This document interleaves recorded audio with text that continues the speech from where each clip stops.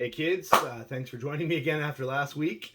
Obviously, we had an atrocious week last week. We were 0-4, down 6 units. Thank God we had that big cushion.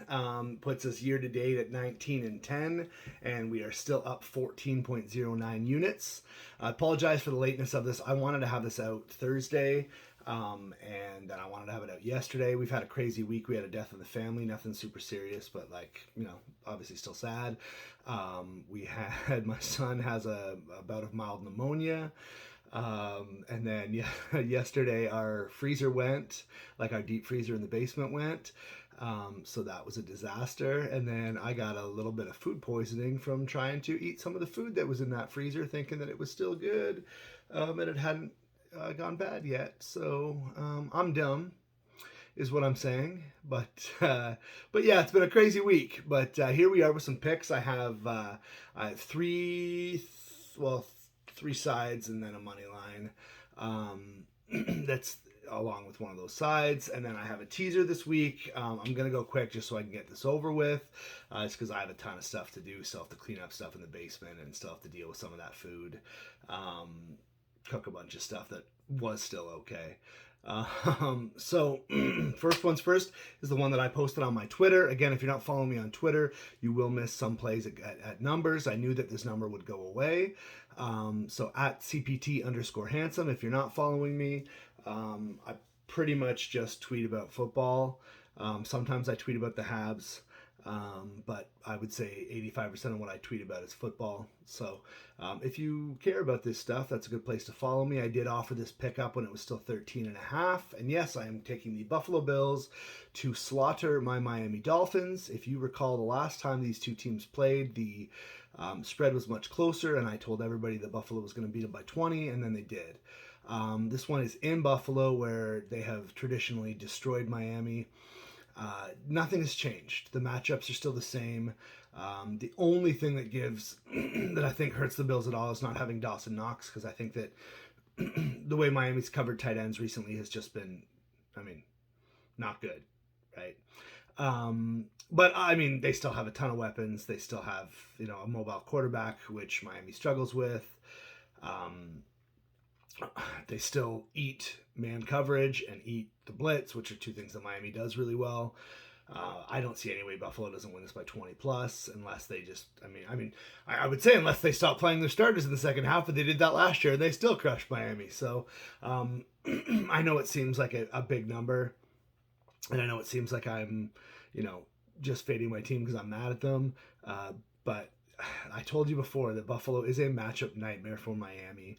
I don't believe the Bills are 30 points better than the Miami Dolphins on a regular day, when playing other teams.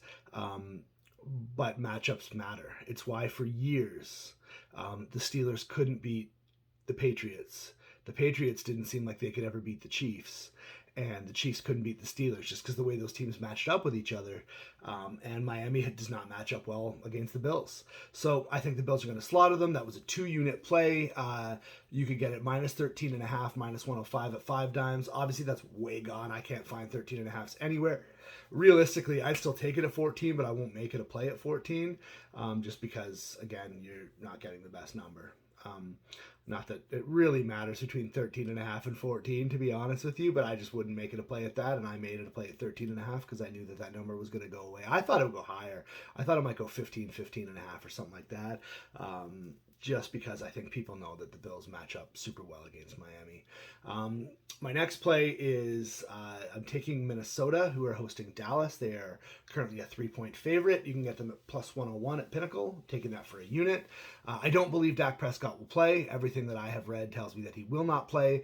I think, people are saying that Dak not playing is priced into the number right now, but I don't think that's true. I think it'll probably go to 4.5 when Dak is officially announced out. And Cooper Rush, I just don't think Cooper Rush can beat the Minnesota Vikings. I think the Vikings, I've said all year, I think they're a better team than they have let on. Offensively, they have all those weapons. Defensively, they've got a decent front seven. Harrison Smith's always good. So I think Dallas is overvalued because they're in a crummy division and have had a decent schedule thus far. They've been able to beat up on some bad teams. and I think that Minnesota's undervalued. So I think, you know, assuming Cooper Rush is the quarterback, I think Minnesota's going to handle them pretty easily. Probably beat them by 10 or so. So I like that for a unit. I won't do it more than that just in case Dak plays. I know his grandmother just passed. And so that's the kind of thing that a guy like Dak, who's whatever you want to say about him, he seems like a character guy. And a guy like him seems like he would step it up after something like that happens. So I'm relying on him not playing. And I'm taking Minnesota -3. I also like the Washington football team +3. They are visiting the Denver Broncos. You can personally currently get that +106 at Pinnacle. I have that for a unit. I also have the Washington football team money line at +155. You can get the best number right now is +155 at 5 dimes, and that's for a unit as well. I think the Broncos are pretty overrated here. They went up against a completely decimated Browns team last week and just looked awful. So I don't see any way that they can. I just think they're bad. I know Judy's back this week, and I know that that's going to give them a bit of an advantage. But the truth is, neither of their quarterbacks instill confidence in anybody. I mean, Teddy was awful in the first half, and they wouldn't go away from him in the second half because they didn't think they had another option. So the truth is, I think they're bad. I think Washington, their defense has not been good, but I think that they can get to the quarterback, and I think that's going to be really tough on the Broncos. And I just think that I think Washington's a better team overall than them. And I really like Washington for this. I think that they're being undervalued. I think the Broncos are being overvalued. For my 7-point teaser, I'm teasing Washington up to 10.